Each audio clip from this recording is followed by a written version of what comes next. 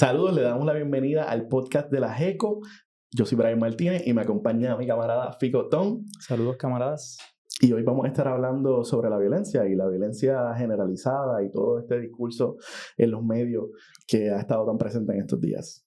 Sí, pues como ya ustedes saben, aproximadamente ya una semana atrás se dio el asesinato de Charlie Kirk, que causó mucha polémica, especialmente en las redes sociales, que se ha polarizado mucho, ¿verdad? El discurso entre lo que es la izquierda o lo que se llama la izquierda y la derecha, y que se ha utilizado también por el mismo gobierno de Trump para criminalizar a la izquierda, aún sin reconocer ni tener evidencia de que esto fue un asesinato de una persona con ideología de izquierda. De hecho, se ha hablado de que la familia era una familia conservadora, que desde pequeño él estaba entrenado en las armas y que... Conectado al Partido Republicano. Claro.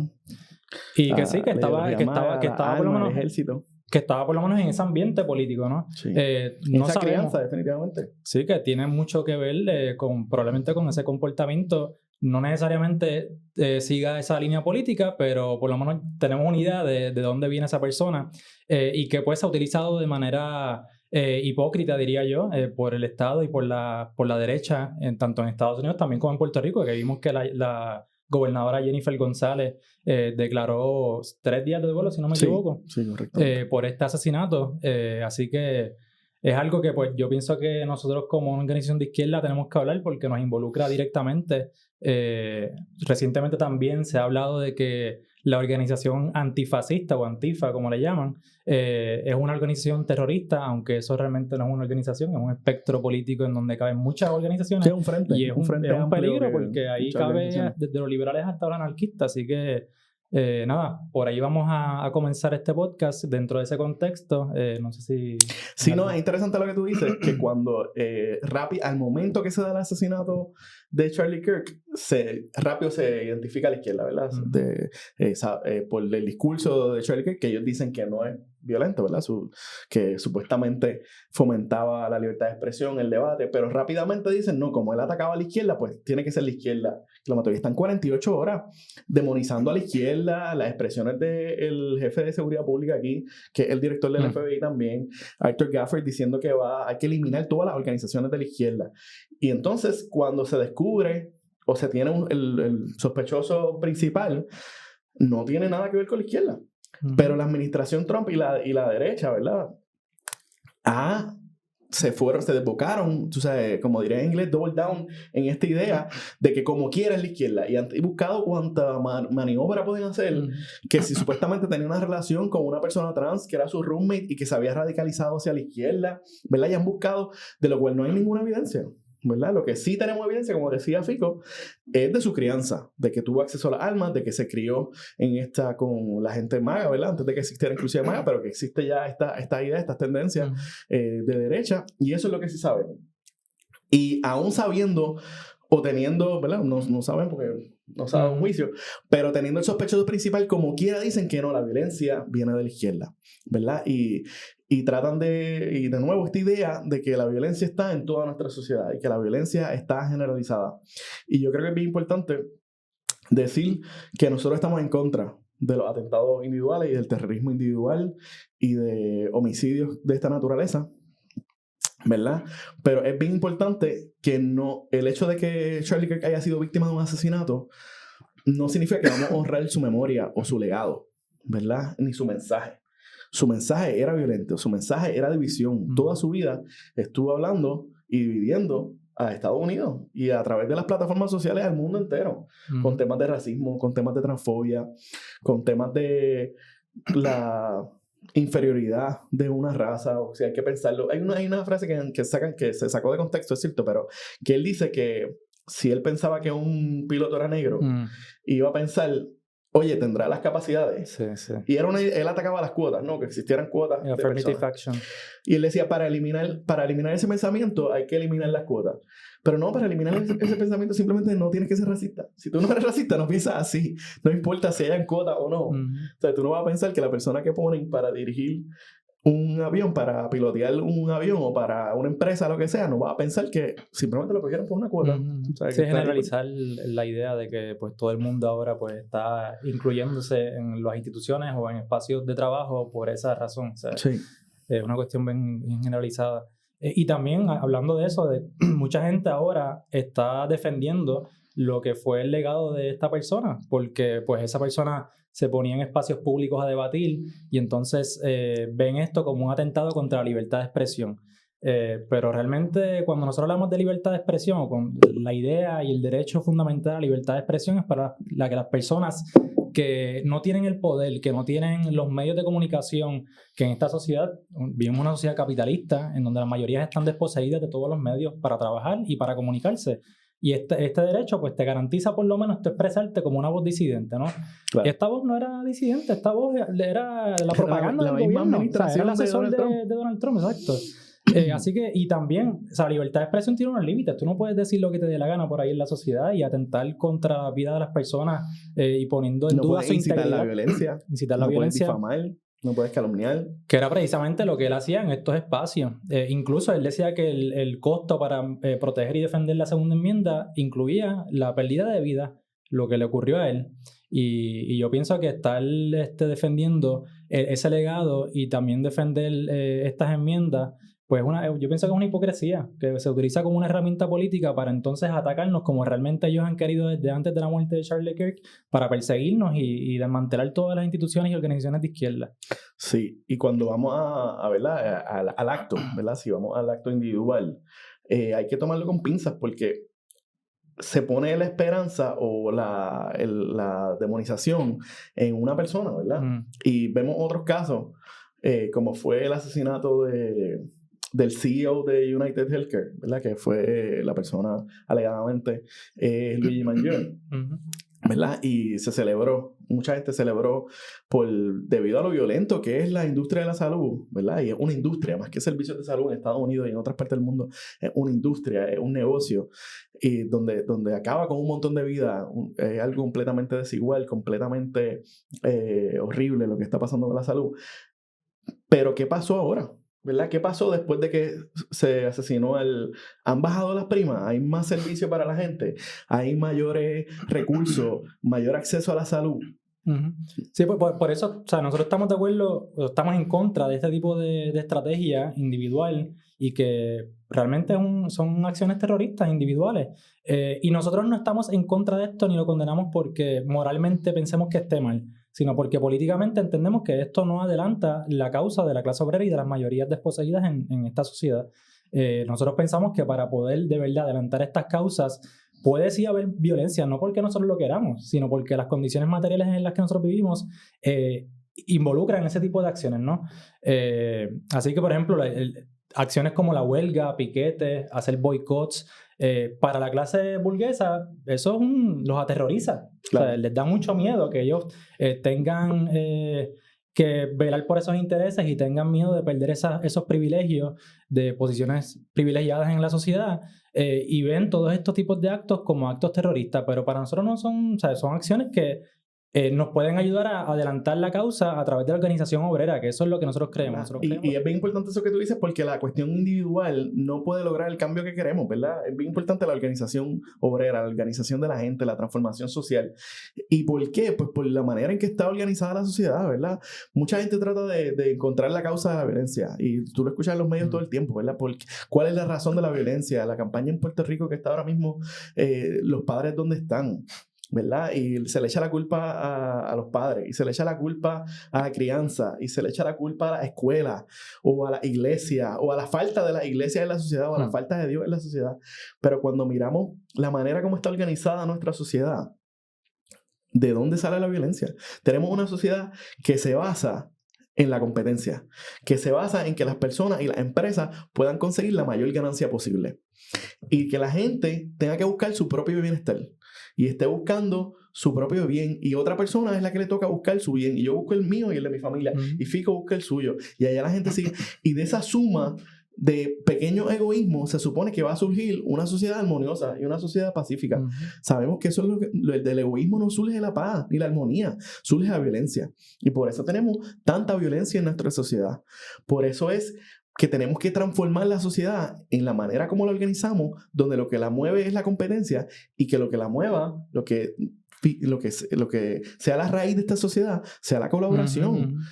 Y que sea la ayuda mutua. Exacto. Y que el fin no sea la ganancia privada, sino que sea el bienestar de las comunidades. Sí, sí. Y eso no lo podemos hacer con el terrorismo individual y con acciones de una sola persona. Porque una vez sacan a esa persona, una vez sacan a ese líder, inclusive si miramos campañas muy exitosas ahora mismo como Zohran Mamdani, y que esperamos que gane en Nueva York. Pero si se mueve Zohran Mamdani, ¿quién lleva ese mensaje? Lo que importa de su mensaje es sus propuestas. ¿Verdad? ¿Cómo se cayó la esperanza de la gente cuando perdió Bernie o cuando sacaron a Bernie? Porque toda la esperanza, todo ese cambio se puso en una sola persona. Aquí con Dalmau. Aquí con Dalmau, con Alexandra Lúgaro, ¿verdad? Muchas veces nos preguntan si Alexandra hace falta. Nosotros vamos, que somos de Victoria Ciudadana también, vamos a digo yo, hablando de mi carácter personal, y de personas de ese y de la Juventud Ecosocialista como Gabriela, como otros Rosa Seguí, Rafael Bernabe, otros compas, vamos a la prensa y nos preguntan por Alexandra, ¿verdad? Y si ella va a volver, y la necesidad que hace Alexandra. Y no estamos minimizando para nada la labor de Alexandra, ni lo carismática que es y la manera que tiene el apoyo de muchísima gente. Pero no puede estar en una sola persona, no puede estar en un caudillo o una caudilla, sino en las propuestas que lleva esa persona, el compromiso que tiene esa persona con el cambio social.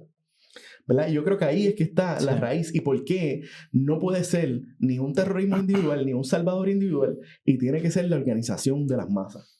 Tiene que ser la organización colectiva. Sí, sí, muchas veces cuando se da este tipo de violencia o como tú mencionas, la campaña que se está dando ahora de los padres donde están, muchas veces la opinión pública gira alrededor de cuestiones de la apariencia, ¿verdad? De lo que es como un poco el sentido común de que pues los padres tienen que estar presentes, la educación tiene que ser mejor, pero en el hogar, porque eso es lo que promueve la ideología de la clase dominante de este sistema, ¿no? ¿Dónde estaban los padres de Tyler? No recuerdo su apellido, el asesino. Exacto. Estaban muy presentes en su crianza. Desde pequeño.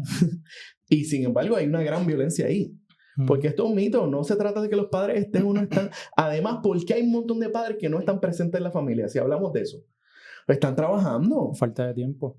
Están haciendo diferentes gestiones. Hay personas que tienen 2 y 3 trabajos. Entonces, ¿cómo se puede pretender que estas personas estén todo el tiempo con sí, como que el rol del Estado y de las instituciones y de la educación tiene que recaer en las personas, en la casa, ¿no? En los padres, cuando realmente esto es algo que debe ser organizado de manera a nivel de la sociedad, de las instituciones del Estado. Y cuando tú ves la solución, si tú quieres familias, si tú quieres que en las casas estén más presentes los padres, las madres, ¿cómo tú lo haces? Pues buscar la jornada laboral. Reducir la jornada, exacto, tienes que reducir la jornada laboral. Tienes que cambiar ahora mismo cómo está funcionando la sociedad para que puedan tener más tiempo, para que puedan tener más tiempo.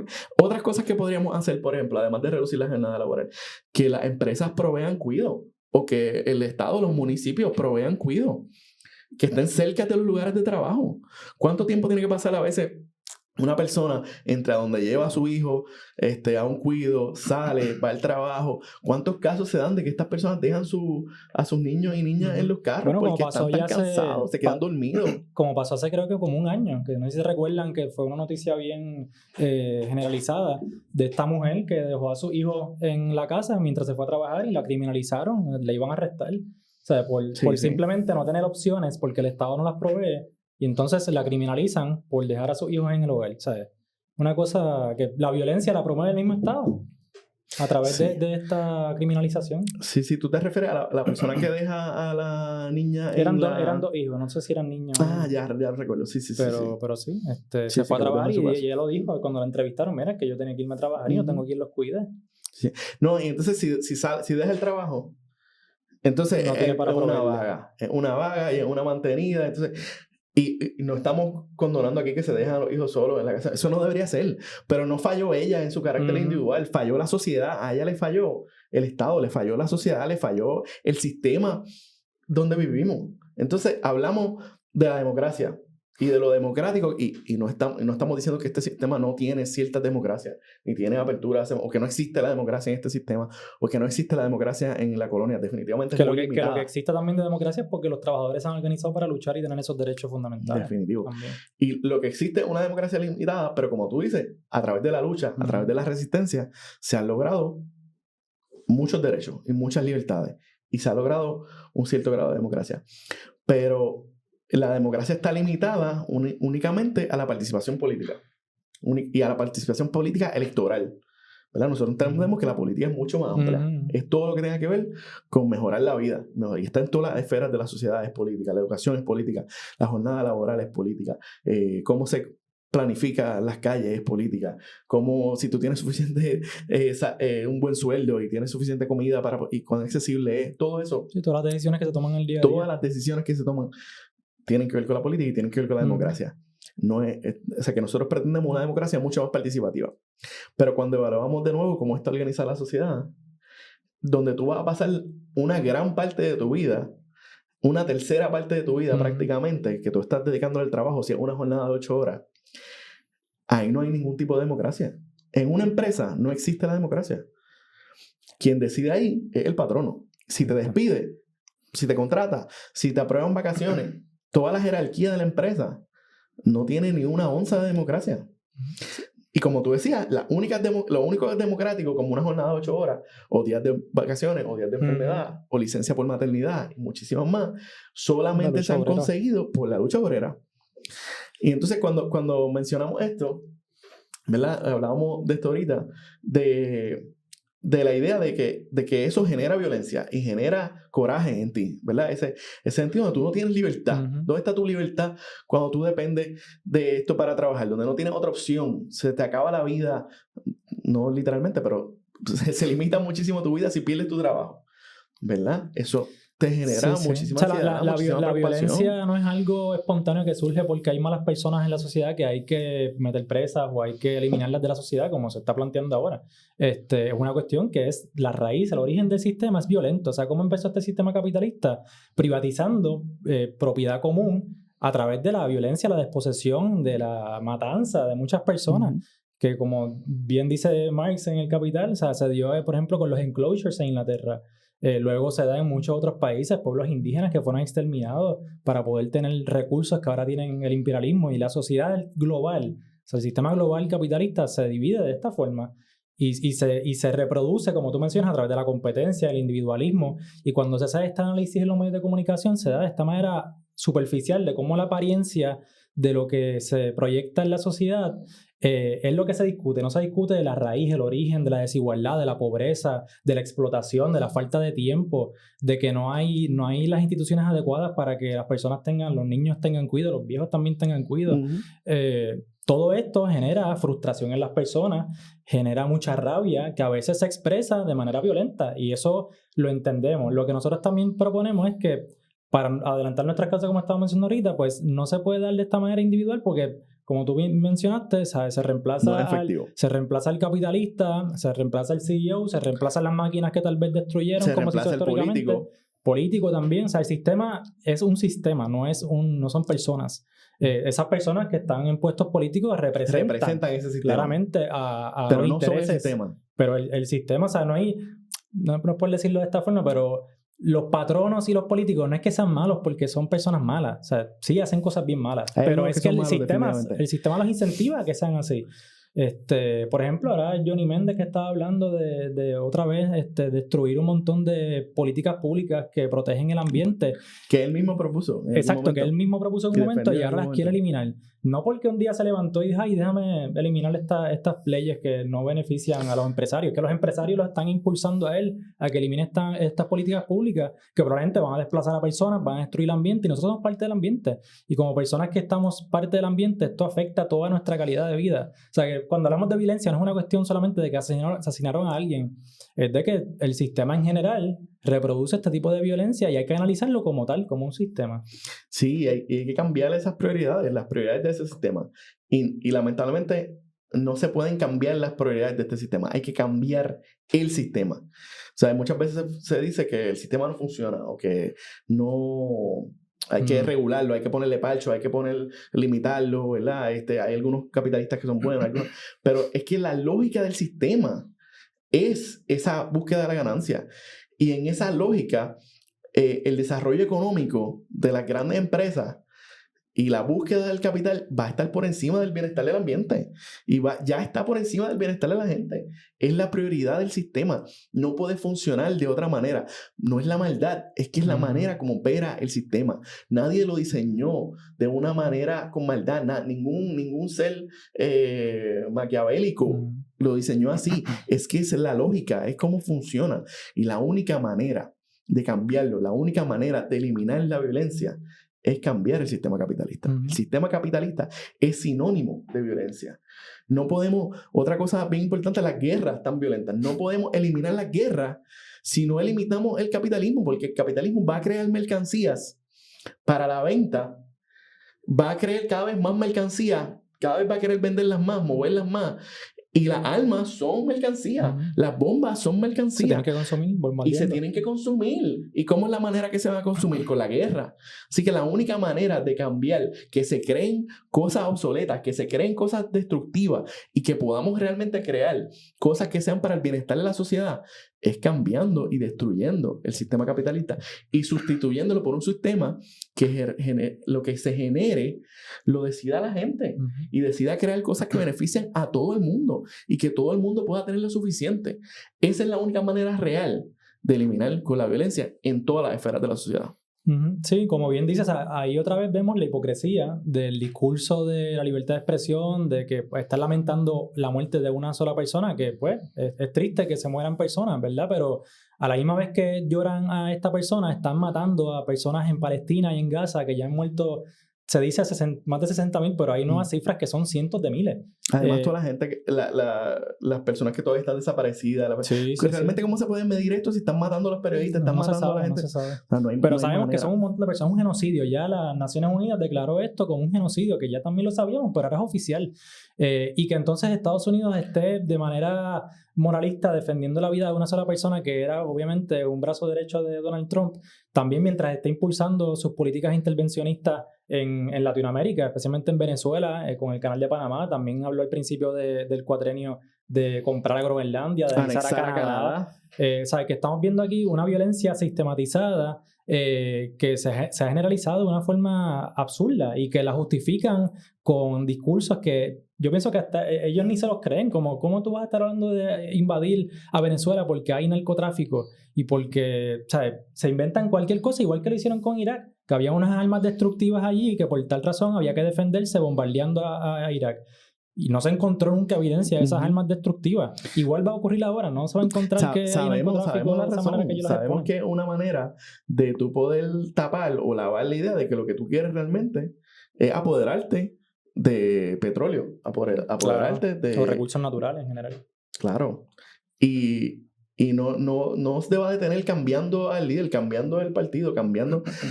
La única manera, volvemos a lo mismo, la única manera es una transformación profunda social. Bueno, como tú dices, ¿sabes? Antes de Donald Trump estaba Joe Biden. Joe Biden comenzó este genocidio. O sea, nosotros tampoco apoyamos a los demócratas porque son parte de este mismo sistema que representan a la clase burguesa. Nosotros creemos Ni Obama tampoco. Mucha gente lo defiende porque era un poco más progresista en la cuestión de los derechos de las mujeres, en la cuestión de los derechos de los negros, comunidades LGBTIQ+, y definitivamente hizo algunas cosas. Pero ¿cuántos bombardeó Obama y le dieron el Premio Nobel de la Paz? O sea, ninguno de estos políticos realmente ha hecho algo por la paz o por el bienestar de la sociedad. O sea, son figuras de un sistema, son representantes de un sistema sumamente violento y no defendemos a ninguno de ellos. La personificación del capital en la política. O sea, eso es lo que realmente representa esa gente. Y pues nosotros por lo menos tenemos esperanza con figuras como Mamdani, ¿verdad? Que están surgiendo gracias a la organización de personas de izquierda junto a los trabajadores, como lo es el DSA, ¿verdad? Que tienen una buena representación a nivel nacional.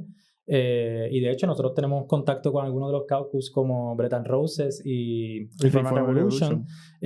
Hace poco tuvieron una convención de la cual nosotros participamos y vimos que hay un ambiente bastante bueno para seguir creciendo. O sea, después de la campaña como para la primera Mamdani, yo no sé cuántas decenas de miles de personas se unieron a DSA. O sea, que estamos viendo una polarización política, pero eso no es algo malo. O sea, muchas veces se ve como algo malo, ¿verdad? Que lleva a los extremos, pero realmente, o sea, nosotros comprendemos que este sistema causa una crisis económica, como ya mencionamos, y esas crisis económicas se reflejan en crisis políticas, en donde la polarización causa estas situaciones que son lamentables, pero también tenemos que estar preparados para ellas, ¿verdad? O sea, nosotros como organización de izquierda tenemos que enfrentarnos a esto y no escondernos, ¿verdad? Porque lo que quieren hacer es aterrorizarnos ahora a nosotros para no continuar nuestra lucha. Y debemos hacer todo lo contrario. Sí, yo creo que también hay una, como tú mencionas, después de la campaña exitosa de Mamdani, y que todavía sigue siendo una campaña exitosa, y le deseamos mucha suerte en la elección para la alcaldía, aunque de nuevo no ponemos la esperanza en los líderes, pero una campaña exitosa con propuestas buenas que benefician a la clase trabajadora, definitivamente lo apoyamos.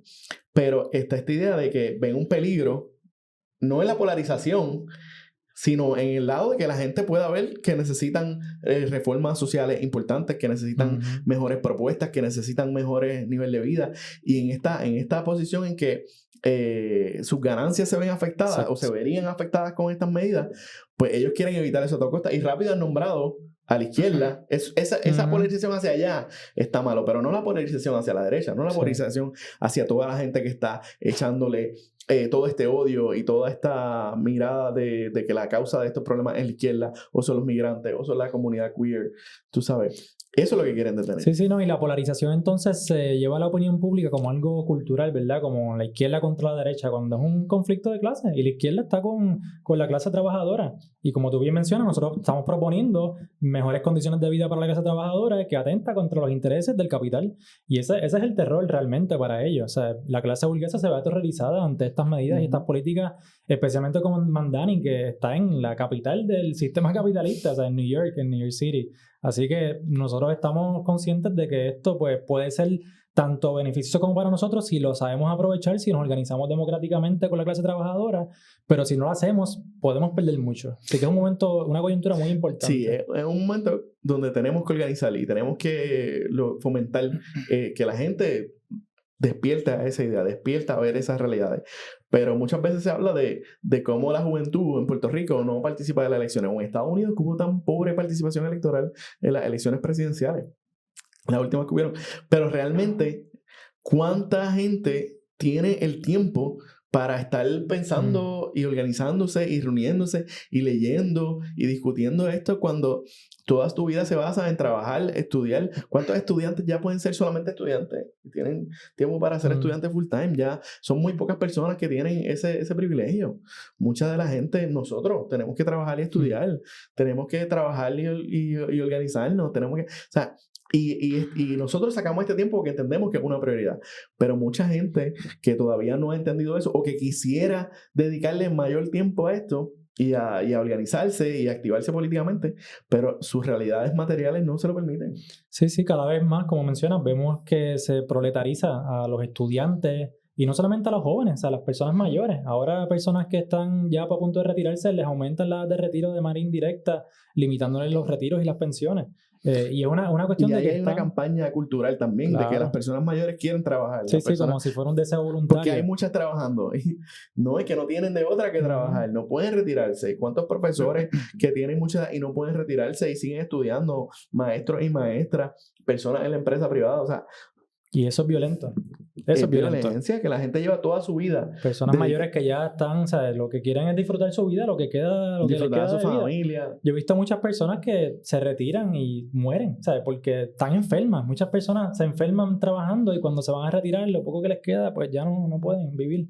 Y eso es violento. O sea, una muerte lenta, ¿verdad? Que se ve a través del proceso de la producción capitalista, que se esconde detrás de pues, la propiedad privada, de la competencia y todo esto que genera las violencias que estamos viendo hoy en día, que cada vez se agudizan más y que pensamos que se van a seguir agudizando porque la crisis todavía no ha tocado fondo.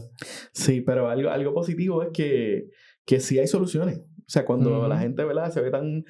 la situación se pone tan difícil y ahora mismo yo creo que la juventud y todas las personas de la sociedad miramos el futuro, la amenaza del cambio climático y se ve como que no hay esperanza, se ve como que las cosas van a ser peores de lo que son ahora, pero sí hay esperanza. Sí tenemos el poder de organizarnos y de cambiar nuestra sociedad, de cambiar nuestra realidad política y material. Y yo creo que es importante que la gente descubra eso, que la gente despierte esa idea, que la gente se dé cuenta. Y si logramos eso, realmente vamos a poder tener una sociedad mucho más positiva, mucho más transformadora, mucho más libertadora para todo el mundo, ¿verdad? Sí, es posible, o sea, pero también el tiempo, como mencionas, por la cuestión del cambio climático requiere mayor urgencia, o sea, porque de aquí al 2030 más o menos es la ventana que nos queda para organizarnos realmente y poder detener esa locomotora que nos lleva hacia el abismo, hacia la barbarie. Y para nosotros proteger y avanzar hacia la civilización mundial, pues tenemos que organizarnos y actuar ahora, porque el momento lo requiere, es ahora. Pero por suerte, de nuevo, existen espacios, existe la GECO, existe Democracia Socialista, hay otras organizaciones, está DSA en Estados Unidos, organizaciones a nivel internacional, y nosotros, eso es el mensaje que le damos a todo el mundo, que se organice, que busque más información. Ahí están nuestras redes sociales, la GECO-DS, nos pueden escribir, pueden venir. Todos los jueves estamos en la escuelita, de la GECO, aquí en el local de Democracia Socialista. Y también estamos discutiendo el capital, en el seminario que está coordinando Félix Córdoba, y también tenemos la Comisión de Equidad y Género, que también está organizando círculos de lectura, que hay unos que son abiertos al público, así que estén pendientes de nuestras redes sociales. Y muchas gracias por escucharnos. Nos vemos en la próxima. Gracias, nos vemos, camaradas.